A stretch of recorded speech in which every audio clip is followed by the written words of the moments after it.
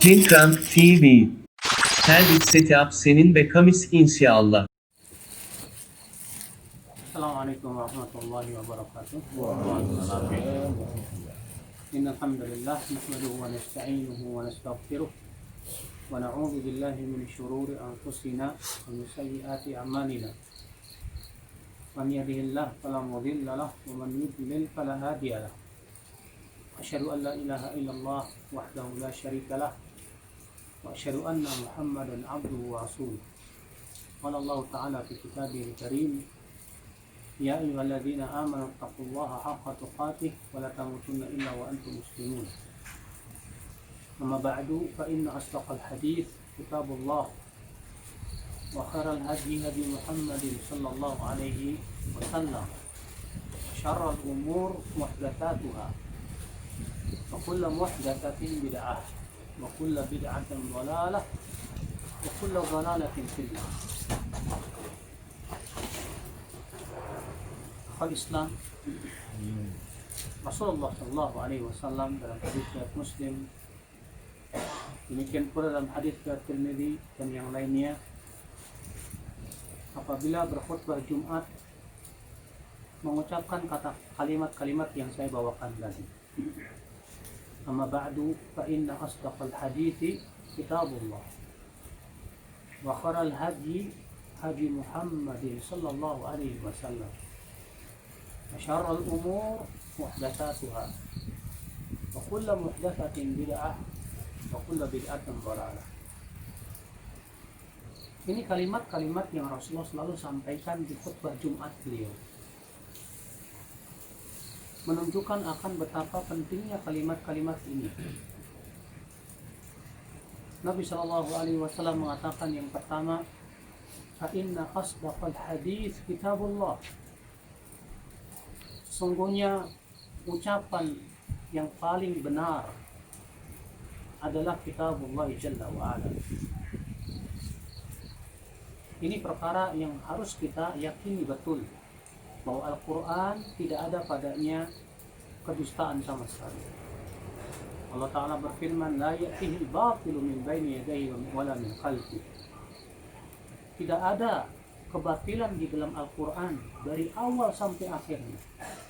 Tanzilu min hakimin hamid, karena ia turun dari Allah yang maha hakim, yang maha bijaksana, maha hamid, yang maha puji. Makanya akhi, ketika kita meyakini bahwa Al-Quran itu adalah sebenar-benarnya ucapan, maka konsekuensi daripada keyakinan ini adalah menjadikan Al-Quran sebagai bimbingan hidup kita. Konsekuensi daripada ucapan ini adalah tidak menjadikan yang lainnya seperti Al-Quranul Karim.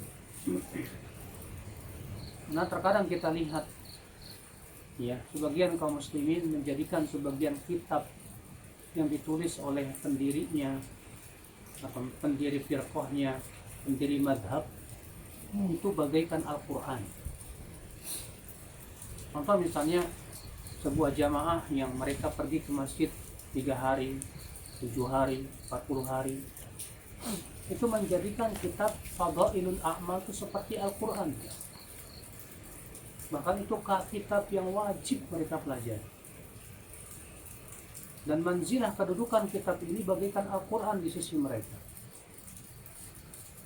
Seakan yang ada dalam kitab tersebut sebuah kebenaran mutlak yang tidak boleh ditolak. Padahal para ulama hadis telah menjelaskan bahwa kitab tersebut mengandung hadis-hadis palsu, hadis-hadis dhaif, dan juga memang ada hadis-hadis yang sahih. Namun ketika, ya akhi, suatu kitab itu disejajarkan dengan Al-Quranul Karim, ini yang berbahaya. Karena tulisan siapapun dari manusia tidak akan mungkin sama dengan Al-Quran. Kalau Al-Quran sudah disifati oleh Rasulullah itu sebenar-benarnya ucapan, sebenar-benarnya perkataan. Sedangkan tulisan ulama tidak pernah ada satupun dalil dari Al-Quran dan hadis itu sebagai sebenar-benarnya ucapan. Saudara seiman, azani Allah wa iyyakum. Dalam hadis yang dikeluarkan Imam Al-Hakim dalam Mustadraknya dan Imam Baihaqi dalam Syu'abul Iman dari hadis Abdullah bin Amr bin Al-As bahwa Rasulullah sallallahu alaihi wasallam, Abdullah bin Amr bin Al-As berkata, ini dari ucapan Abdullah bin Amr bin Al-As, tapi para ulama menghukumi sebagai hukum marfu kepada Rasulullah. Inna min asyrafis sa'ah ya an yurfa al-akhya ashrar wa yudu al-akhyar wa yukhzan al-amal wa tuqra fil qawmi bil matnah laysa minhum man yunkiruha wala man yughayyiruha. Kata Rasulullah SAW, di antara tanda hari kiamat orang-orang buruk dimuliakan, orang-orang saleh dihinakan, dan amal akan dikunci. Wa yadhharul qaul, dan akan muncul pandai berbicara. Wa tuqra fil qaum bil matnah, dan dibacakan di suatu kaum sebuah matnah, dan tidak ada yang berani mengkritiknya, tidak pula ada yang berani untuk mengubahnya. Lalu ditanyakan kepada Abdullah bin Amr, apa itu al-matnah? Maka beliau menjawab, maktuti basi wa kitabillah, itu yang dijadikan panduan selain kitabullah, akan tetapi bagaikan kitabullah. Subhanallah, Rasulullah SAW sudah mengabarkan bahwa nanti di akhir zaman orang-orang buruk ya itu dimuliakan, dan kita lihat sendiri ya, mereka para bintang film yang notabene mereka banyak berbuat maksiat dan hidup mereka tentu gelamar dengan kemaksiatan, itu Masya Allah dimuliakan. Sementara orang-orang saleh yang berpegang kepada sunnah Nabi SAW dihinakan, bahkan dipandang dengan pandangan teroris, radikal, dan yang lainnya. Banyak orang yang pandai bersilat lidah, berbicara, ceramah dengan retorika yang luar biasa, tapi kemudian dikunci amal. Saudara seiman, ya, dan hubungannya dengan yang kita bahas ini, itu sabda Rasulullah di akhirnya, akan dibacakan di suatu kaum al-matnah, dan ternyata tidak ada yang mengingkarinya dan tidak pula ada yang merubahnya, karena menganggap al-matnah ini bagaikan Al-Quran ya. Maka subhanallah ya akhi, yang kita lihat di zaman sekarang demikian, para fanatikus madhab menganggap kitab madhabnya itu bagaikan Al-Quran yang tidak boleh, yang tidak mungkin salah. Bahkan na'udzubillah, musibahnya lagi akhi, mereka menganggap kata Al-Quran dan hadis itu masih mentah, sedangkan kitab-kitab ulama itu katanya itu yang udah matang. Jadi akhirnya mereka mencukupkan diri dengan kitab ulama dan berpaling dari mempelajari kitabullah dan sunnah Rasulullah sallallahu alaihi wasallam. Naam, betul, memang kita tidak boleh memahami Al-Quran dan hadis dengan pemahaman sendiri, itu tidak boleh. Kita membutuhkan kitab-kitab ulama untuk memahami Al-Quran dan hadis. Namun yang harus kita pahami bahwa kitab ulama itu hanya wasilah, bukan tujuan. Sementara mereka menjadikan kitab ulama itu sebagai apa? Tujuan. Kita menjadikan kitab ulama sebagai wasilah. Tujuan kita adalah untuk memahami Al-Quran dan apa? Hadis Nabi Shallallahu Alaihi Wasallam. Dan tentunya kitab-kitab ulama itu banyak, dan terkadang di sana ada terjadi perbedaan pendapat di kalangan para ulama. Maka disitulah kita diminta ya untuk bersungguh-sungguh melihat mana yang lebih mendekati kitabullah dan sunnah Rasulullah sallallahu alaihi wasallam. Maka Rasulullah bersabda, fa inna asdaqal hadis kitabullah wa khairal hadi hadi Muhammadin sallallahu alaihi wasallam. Dan sebaik-baik hidayah, petunjuk siapa? Rasulullah sallallahu alaihi wasallam. Ketika kita meyakini ini akhi, maka kita tidak membutuhkan petunjuk selain petunjuk Rasulullah sallallahu alaihi wasallam. Kita meyakini petunjuk dan bimbingan Rasulullah itu yang terbaik. Makanya Rasulullah mengatakan wa khairal hadi, sebaik-baik petunjuk Rasulullah sallallahu alaihi wasallam. Dan Rasulullah sudah menyampaikan wahyu secara sempurna. Kata Abu Dzar, ma baqiya syai'un yuqarribukum ila jannah wa yuba'idukum minan nar illa waqad bayyanahu lakum. Tidak tersisa sedikit pun sesuatu yang mendekatkan ke surga, tidak pula menjauhkan dari neraka, kecuali Rasulullah sudah menjelaskannya untuk kalian semua. Maka sebaik-baik petunjuk adalah petunjuk Rasulullah. Kita tidak butuh petunjuk kaum filsafat. Kita tidak butuh petunjuk orang-orang barat yang notabene mereka tidak beriman kepada Allah dan kehidupan akhirat.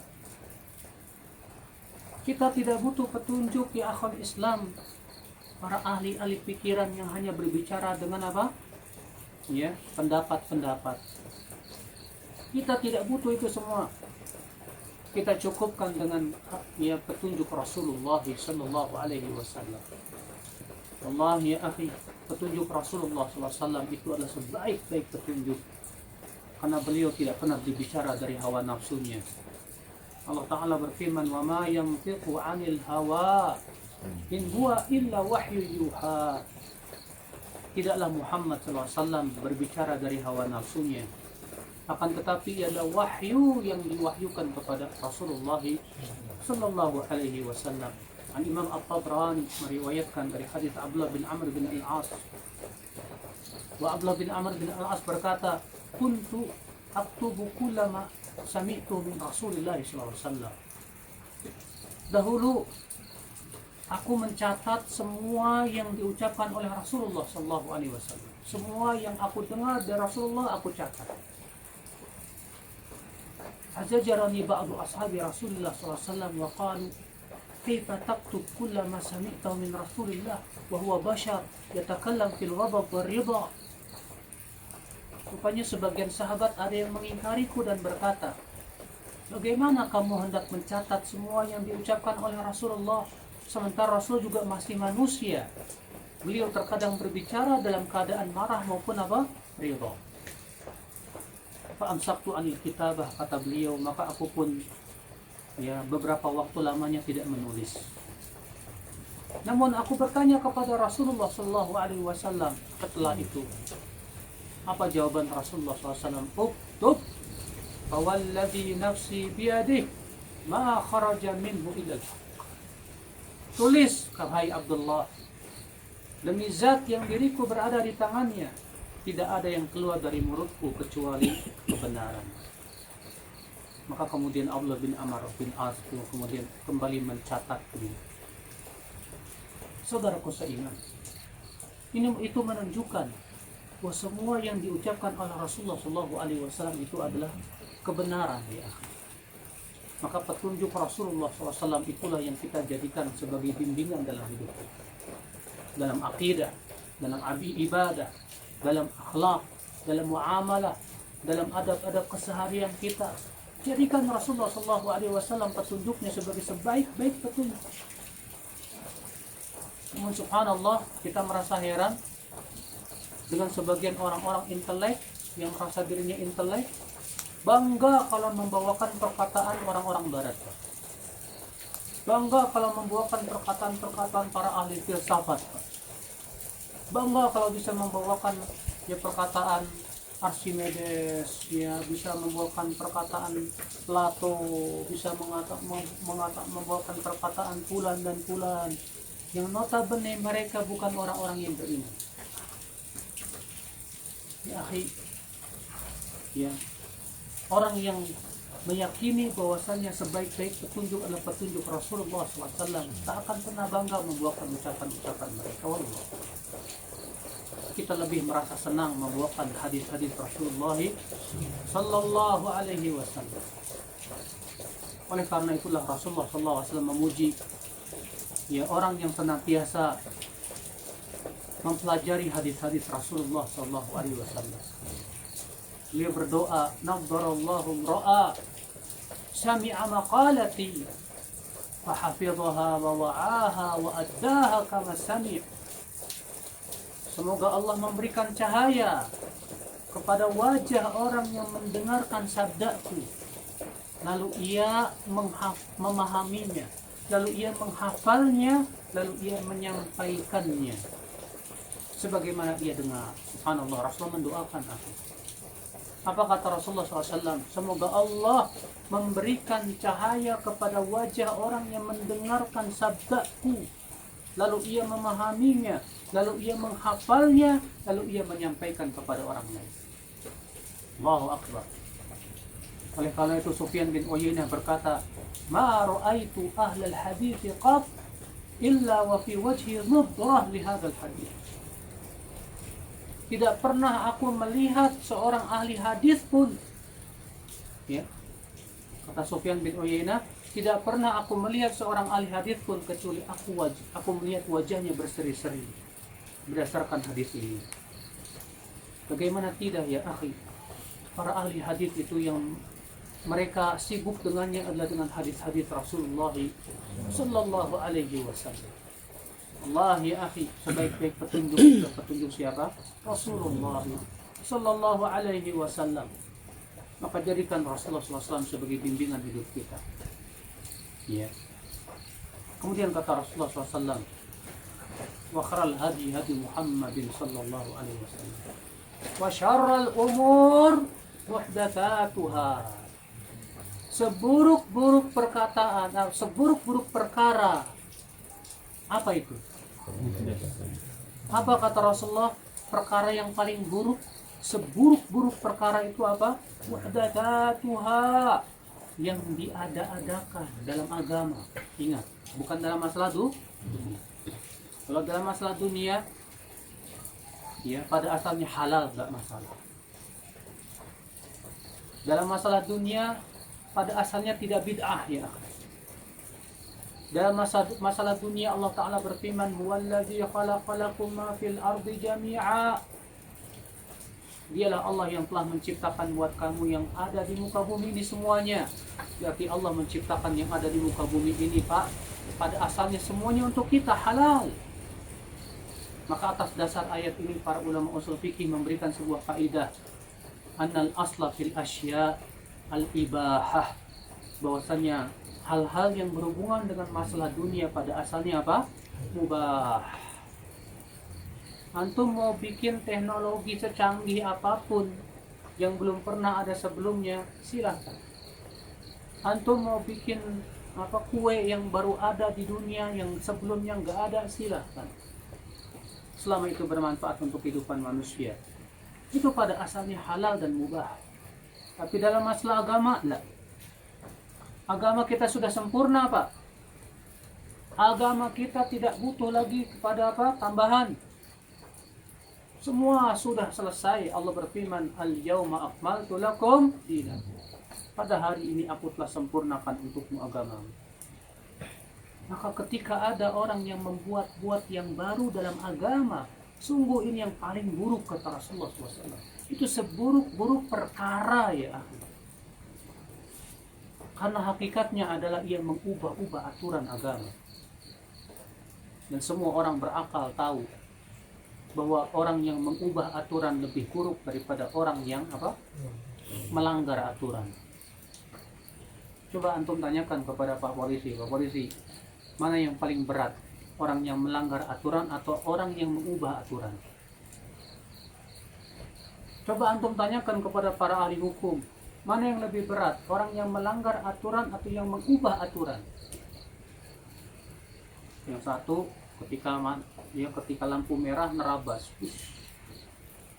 Ketika ditanya kenapa? Ya, saya nggak lihat, Pak. Kamu sudah melanggar. Yang satu lagi ditanya kenapa kamu? Saya punya aturan sendiri, Pak. Apa itu? Saya kalau merah saya maju, kalau hijau saya berhenti. Wah, ini mengubah aturan ini. Mengubah aturan itu lebih buruk akhi daripada melanggar aturan. Orang yang berbuat maksiat melanggar aturan. Tapi orang yang berbuat bid'ah, dia sudah mengubah aturan agama Allah Jalla wa'ala. Oleh karena itu Allah Subhanahu wa ta'ala mencela orang-orang musyrikin yang membuat syariat sendiri yang tidak pernah Allah izinkan. Allah berfirman, am lahum syuraka syara'u lahum minad dini ma lam ya'zan bihillah. Apakah mereka mempunyai sekutu-sekutu selain Allah yang mensyariatkan untuk mereka dari agama ini sesuatu yang tidak pernah Allah izinkan? Subhanallah.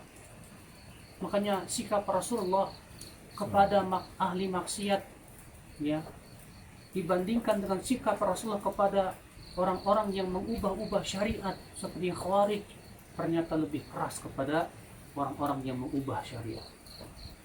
Lihat Rasulullah bersabda tentang kaum Khawarij, bagaimana kerasnya. Apa kata Rasulullah? Kata Rasulullah, hum kilabun nar. Mereka itu adalah anjingnya api neraka. Apa kata Rasulullah tentang kaum Khawarij? Syarru qatla tahta adimis sama wa khairu qatilin qatalu. Mereka kaum Khawarij itu seburuk-buruk orang yang terbunuh di muka bumi ini. Dan yang sebaik-baik yang dibunuh adalah yang dibunuh oleh kaum Khawarij. Tapi lihat Rasulullah SAW menghadapi seorang sahabat yang suka mabuk-mabukan. Dan sebutkan dalam riwayat Muslim dan sahihnya, ya, ada seorang sahabat, saya lupa namanya, dia sering kali bermabuk-mabukan. Ya, setiap kali mabuk, dia didapati dia bermabuk, kemudian dilaporkan ke Rasulullah, dicambuk oleh Rasulullah SAW. Saking seringnya dia dicambuk, sampai-sampai ada sahabat yang melaknat dia, semoga Allah melaknat kamu. Betapa seringnya kamu mabuk-mabukan. Mendengar itu Rasulullah bersabda apa? La tal'anu, jangan laknat dia.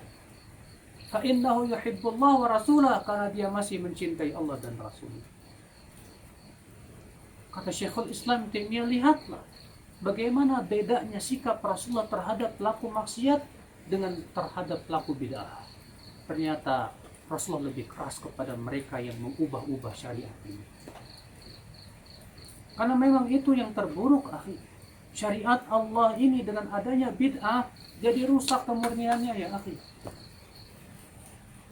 Kemurnian agama Islam dengan adanya bid'ah ini jadi hancur. Akhirnya apa? Sehingga tersamar antara yang sunnah dengan yang bid'ah. Betapa banyak sunnah Nabi yang hilang dan mati karena munculnya kebid'ahan, ya. Sebagaimana dikatakan oleh sebagian salafus saleh, tidaklah muncul kebid'ahan kecuali akan hilang sunnah yang semisal. Saudaraku seiman, azan ya Allah wa iyyakum. Makanya Rasulullah SAW sabda, wa syarral umuri muhdatsatuha. Sebaik-baiknya, seburuk-buruk perkara adalah yang diada-adakan itu dalam agama. Lalu Rasulullah bersabda, wa kullu bid'atin dhalalah. Dan setiap bid'ah itu apa? Sesat. Tegas Rasulullah mengatakan setiap bid'ah sesat.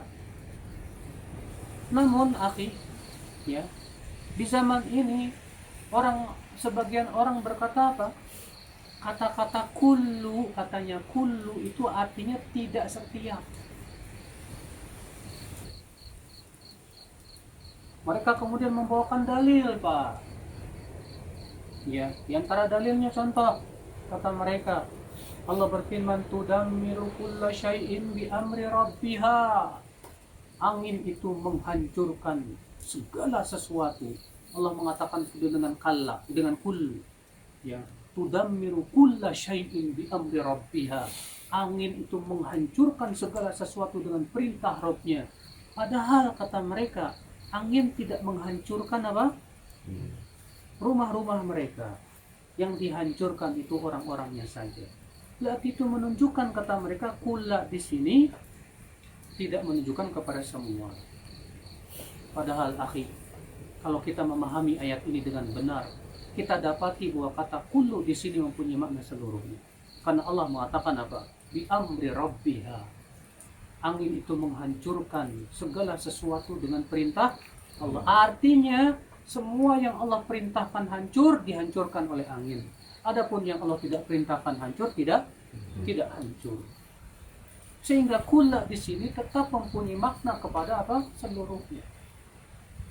Padahal ya akhi, para ahli usul fikih seluruhnya bersepakat, Pak. Demikian pula para ahli bahasa Arab, bahwa kullu min alfadhil umum, bahwa kata kullu itu termasuk lafaz yang mempunyai makna umum, arti tidak boleh dikhususkan kecuali dengan dalil. Tidak boleh dikhususkan kecuali dengan dalil. Ya. Bagaimana dengan firman Allah Subhanahu wa taala?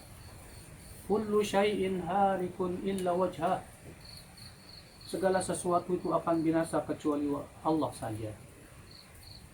Maka adakah selain Allah Subhanahu wa taala yang akan kekal selama-lamanya? Ya. Allah berfirman, Allahu khaliqu kulli syai'. Allah pencipta segala sesuatu. Atau kalau kullu di situ artinya sebagian, artinya apa? Allah pencipta sebagian sesuatu. Berarti ada sebagian yang Allah tidak ciptakan, lalu siapa yang menciptakannya? Ini bahaya, akhi. Kalau kullu tidak dimaknai seluruhnya, betapa banyak ayat-ayat yang menggunakan kullu dan tetap mempunyai makna seluruhnya. Kalau ternyata kullu itu dibawa kepada sebagian saja, wah, ini bagaimana dengan ayat tadi? Allahu khaliqu kulli syai'. Allah pencipta segala sesuatu. Lalu kemudian gara-gara itu ditafsirkan Allah pencipta sebagian sesuatu, la ilaha illallah. Maka Rasulullah sabda, kullu bid'atin dhalalah. Setiap bid'ah itu apa? Sesat. Bid'ah yang dimaksud dalam agama yang akhir. Adapun dalam masalah dunia sudah kita sebutkan tadi. Pada asalnya tidak ada bid'ah. Ya. Makanya bedakan bid'ah secara bahasa dengan bid'ah secara istilah. Rasulullah berbicara itu kullu bid'atin dhalalah, setiap bid'ah itu sesat secara istilah syariat. Ya. Makanya aneh sebagian orang karena tidak paham tentang masalah ini, ada yang berkata apa katanya? Itu orang-orang yang suka ngebid'ah-bid'ahin, berarti apa? Mobil bid'ah dong. Kapal bid'ah, pesawat bid'ah, handphone bid'ah. Oh, udah semua bid'ah. Kita katakan, ya akhi, bid'ah yang dimaksud di sini bid'ah secara syariat. Adapun bid'ah secara bahasa itu beda. Bid'ah secara bahasa artinya apa? Segala sesuatu yang baru ada yang sebelumnya tidak ada. Betul, mobil bid'ah tapi secara bahasa. Betul, pesawat bid'ah tapi secara bahasa. Tapi apakah sesuatu yang secara bahasa bid'ah itu bid'ah secara syariat? Tidak. Para ulama ketika mendefinisikan tentang bid'ah itu mengkhususkan masalah agama, masalah ibadah. Seperti Imam Syafi'i rahimahullah mengatakan demikian. Kata beliau, al-bid'atu ibaratun an tariqatin fid dini mukhtara'ah. Bid'ah itu adalah ungkapan tentang apa? Tata cara dalam agama. Iya. Karena agama kita ini milik siapa? Milik Allah Jalla wa'ala. Agama ini milik Allah, bukan milik kiai, bukan milik ulama, bukan milik siapapun ya akhi. Yang berhak mensyariatkan agama ini Allah Jalla wa'ala. Siapapun tidak boleh membuat syariat baru tanpa izin Allah Jalla wa'ala. Maka sesungguhnya karena agama ini telah Allah nyatakan akan kesempurnaannya, kewajiban kita, siapapun yang berbicara tentang masalah agama, wajib ada keterangannya dari Allah dan Rasulnya. Nah inilah saudaraku seiman, ya, yang ini kalimat-kalimat yang Rasulullah sampaikan di mana? Di khutbah Jumat. Nah, kalau di zaman sekarang Pak, kalau ada khotib Jumat mengucapkan itu sudah langsung dianggap wahabi. Kalau ada khatib Jumat bahwa fa inna asdaqal hadithi kitabullah wa khairal hadi hadi Muhammadin sallallahu alaihi wasallam, ini kalimat-kalimat ini berat banget Pak di telinga orang-orang yang suka bid'ah. Berat banget. Iya. Benci banget kalau ada orang yang membawakan ucapan ini. Fa inna asdaqal hadithi kitabullah wa khairal hadi hadi Muhammadin sallallahu alaihi wasallam wa syarrul umuri muhdatsatuha wa kullu bid'atin dhalalah. Padahal ini ucapan yang selalu Rasulullah sampaikan di khutbah Jumat. Demikian juga di khutbah-khutbah yang lainnya. Bukankah itu menunjukkan akan ya kaidah-kaidah dalam agama? Bukankah itu menunjukkan bahwasanya kita dalam beragama hendaknya demikian? Allahul musta'an wal istiqlal. Semoga kita termasuk orang-orang yang senantiasa ittiba kepada Rasulullah SAW dan menjadikan Al-Quran dan Hadis sebagai panduan hidup kita sesuai dengan pemahaman salafus saleh tentunya. Wabillahi taufik, semoga yang saya sampaikan bermanfaat. Subhanallah bihamdik, asyhadu an la ilaha illa anta, astaghfiruka wa atubu ilaik. Assalamualaikum warahmatullahi wabarakatuh. Wassalamualaikum.